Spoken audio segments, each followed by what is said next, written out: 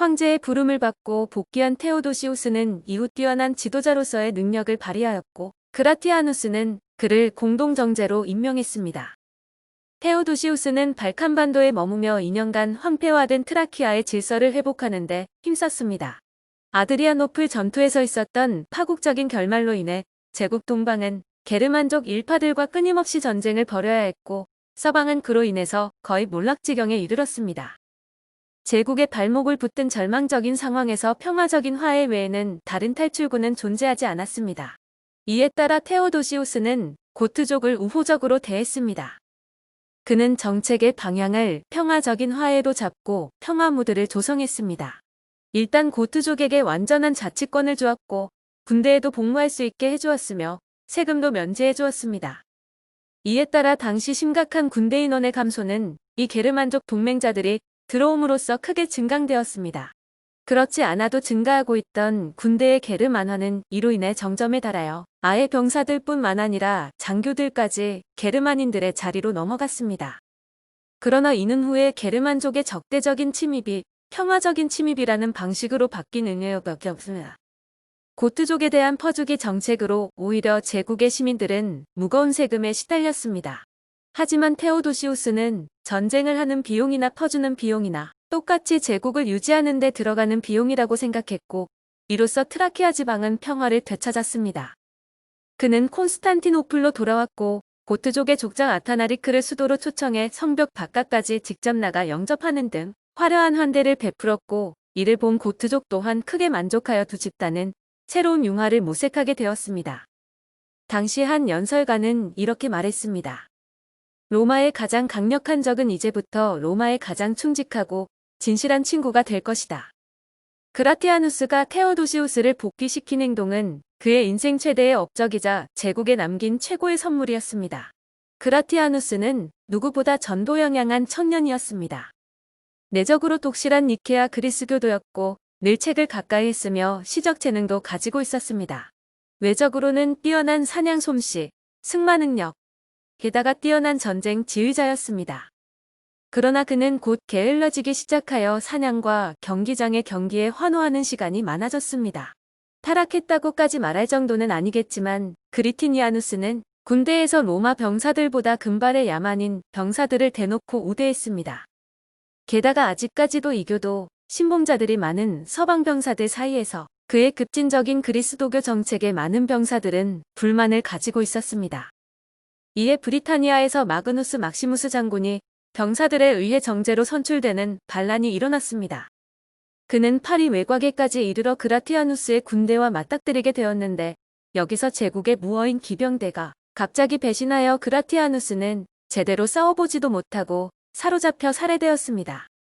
콘스탄티노플의 테오도시우스는 그 소식을 듣고 경악했지만 당장 대응할 방법이 없었습니다. 이때 동방 쪽에서는 여전히 페르시아가 호시탐탐 제국의 영토를 넘보고 있었고 북쪽에서는 여전히 훈족이 국경을 어지럽히고 있었습니다. 이 일 이전에 안티오크에서 대규모 폭동이 일어났었고 페르시아와는 새로운 협상을 진행해야 했습니다. 전선을 더 이상 넓힐 수 없었기 때문에 아르메니아 영토의 5분의 4를 페르시아에 내주는 대가로 평화를 얻었습니다. 다시 내전을 할 여력이 없었던 테오도시우스는 마그누스 막시무스의 서방 통치권을 인정하고 갈리아, 브리타니아, 히스파니아의 영토를 내주었습니다. 여기에 그라티아누스와 공동 황제였던 발렌티니아누스 2세에게는 이탈리아와 아프리카를 넘겨주었습니다. 그러나 387년에 마그누스 막시무스는 알프스를 넘어 이탈리아를 침공했습니다. 이제는 더 이상 지켜만 보고 있을 수 없었기에 테오디시우스와 도망쳐왔던 발렌티니아누스 2세는 원정을 실시했습니다. 동방의 군대는 오랜 행군으로 피곤한 형편이었지만 전투에서 승리하였고 항복해온 막시무스는 처형당했습니다. 황제의 너그러운 성품을 알고 있었던 병사들이 황제의 명령이 있기도 전에 그를 끌고 나갔다고 합니다. 테오도시우스는 발렌티니아누스 2세와 함께 당당히 로마로 입성했습니다. 그의 친화력 있고 점잖은 태도는 그에게 큰 인기를 가져다 주었습니다. 두 정제는 밀라노에서 1년간 머물렀는데 이때 테오도시우스와 4대 교부 중 한 사람인 암브로시우스는 갈등을 빚게 되었습니다. 암브로시우스는 단순히 서방 교회의 유력한 주교 수준을 넘어서 로마 제국 전역 기독교 사회의 최고 유력자였습니다. 갈등의 원인은 테살로니카에서 로마군의 고트족 대장이 시에서 가장 인기 있는 전차 경주 마부를 잡아 가두는 사건으로 인해 성난 군중이 군대를 습격하고 황제 및 황후의 초상화에 모욕을 가하는 폭동이 일어났었는데, 이에 분노한 테오도시우스는 그 도시의 군대에게 무자비한 응징으로 권위를 세우라고 명했습니다. 곧바로 황제는 그 명을 거두었지만 이미 명령을 접수한 군대는 원형 경기장에 모인 사람들을 학살하여 하룻밤에 7,000명이 되는 시민들이 죽임을 당하였습니다. 이 학살 소식으로 황제에 대한 비난이 빗발쳤습니다. 늘 자비롭고 정의롭다는 평판을 받던 그였는지라 충격은 더 컸습니다. 암브로시우스는 황제에게 직접 편지를 썼습니다. 평소에 황제를 흠모했지만 황제가 스스로 자신의 죄를 참회하기 전까지는 그에게 성찬식을 집전해 줄 수 없다고 말했습니다. 이 말인 즉슨 테오도시우스 황제를 파문하겠다는 협박이나 마찬가지였습니다. 결국 황제는 이에 굴복하여 장식물과 옷을 다 벗고 평복을 입은 후 주교 앞에서 참회의 기도를 드렸습니다. 이는 고대 종교를 믿던 로마에선 충격적인 일이었습니다. 그렇다고 해서 정치적으로 교회의 권력이 황제권보다 높아서였던 것은 아니고 테오도시우스의 성격상 진정으로 스스로 뉘우치는 의미도 있었을 것입니다. 어쨌든 이 사건은 처음으로 국가의 군주가 그리스도교의 성직자에게 굴복한 순간이었습니다. 이후 테오도시우스는 콘스탄티노플로 돌아왔고 발렌티니아누스 2세는 갈리아로 가서 서방의 권력을 이어받으려 했습니다. 그러나 당시 갈리아를 통치하던 아르보가스트가 황제를 무시하면서 권력을 넘겨줄 의향이 없음을 내비쳤습니다. 발렌티니아누스 2세는 최후 통첩을 보냈으나 아르보가스트는 그 명령장을 갈기갈기 찢어버렸습니다. 두 사람의 전쟁을 앞두고 있을 때 21살의 젊은 황제는 거처에서 숨진 채로 발견되었습니다. 자살일 수도 있고 암살일 수도 있을 것입니다. 아르보가스트는 자신의 신복 한 명을 새 정제로 임명하고는 동방의 테오도시우스에게 이 사실을 통보했습니다. 당연히 테오도시우스가 그것을 인정할 리 없었습니다. 이번에는 이전과는 달리 북부와 동부의 변방이 안정되어 있었으므로 바로 전쟁 준비에 착수했습니다. 아르보가스트는 이탈리아까지 지배력을 확장시켰습니다. 이교도였던 그는 이교도 근위대를 주로 선동했습니다. 마침 이때 로마에서는 대대적으로 이교 부흥운동이 전개되고 있었습니다.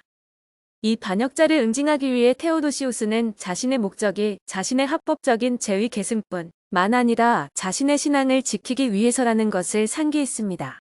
그의 군대에는 로마군 외에도 2만 명가량의 고트족이 함께했습니다. 이 고트족 족장들 중에는 알라리크라는 뛰어난 젊은 지도자가 포함되어 있었습니다. 한편 아르보가스트의 군대도 비슷한 규모로 행군을 시작했습니다.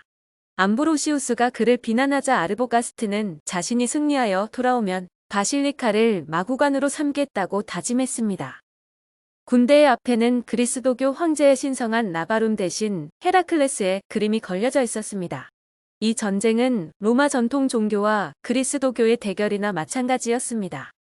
이처럼 제국의 내전은 끝도 없이 있었습니다. 같은 제국이지만 서방과 동방은 수세기 동안 서로 싸워왔고 이번에도 트리에스테 부근에서 맞붙었습니다. 이때 신이 내린 강풍을 동반한 폭풍우가 서방 군대 쪽으로 불어닥치는 신의 은총으로 테오도시우스는 전투에서 승리하여 아르보가스트와 그의 신복 참칭 황제를 처형했습니다. 발렌티니아누스 2세가 이미 죽었으므로 제국에는 또다시 단독 황제 테오도시우스만이 남게 되었습니다. 테오도시우스에게는 대제의 칭호가 붙었습니다. 몇 안 되는 비잔티움 제국의 대제 중 하나였으나 딱히 대단한 업적을 남긴 것은 없는 황제였습니다. 그는 항상 조용하고 조심스러웠으며 독실한 그리스 도교도였습니다. 콘스탄티노플 공의회를 개최하여 니케아 신조를 재확인하고 아리우스주의를 단죄했으며 이교 숭배를 금하는 중요한 법령을 추가로 제정했습니다. 또한 콘스탄티노플과 예루살렘을 로마, 알렉산드리아, 안티오키아와 같은 총대주교의 위치로 승격시킬 것을 주장했습니다. 결국 콘스탄티노플은 총대주교구로 공표되어 동방의 로마는 구로마와 같은 지위를 얻게 되었지만 성 베드로가 교회를 세웠다는 이유로 구로마는 계속 우월한 위치를 유지했습니다. 로마, 콘스탄티노플, 알렉산드리아, 안티오키아, 예루살렘 순으로 서열이 정해졌고 5대 총대주교구가 수립되었습니다. 이때부터 콘스탄티노플 주교구는 현재까지도 그리스 정교회의 등불 역할을 계속하고 있습니다. 그러나 이는 후에 서방교회와 동방교회가 대립하는 문제로 나아갑니다. 발렌티니아누스 2세는 자식이 없었으므로 테오도시우스는 이제 자신의 두 아들에게 제국을 나누어 줄 수밖에 없었습니다. 이리하여 형인 아르카디우스는 동방을, 동생인 호노리우스는 서방을 맡게 되었습니다. 그러고는 아예 이전의 복잡한 경계 구분을 넘어 제국 사이의 역사적인 경계선을 그었습니다. 이는 시간이 흐르면서 서방의 로마 문화권과 동부의 비잔티움 문화권을 구분하는 선이 되었으며, 이전에도 동서 구분이 존재했긴 했지만 이렇게 명확히 분할된 뒤부터 로마 제국은 영원히 나뉘어져 통합되지 않았습니다. 그렇다고 해서 두 개의 제국이 존재한 것은 아니고, 한 개의 제국이 두 개로 나누어져 두 명이 통치하는 두 황제의 이름으로 법들이 공포되고, 한쪽에서 공포한 법률은 반대편에서도 효력을 지녔습니다.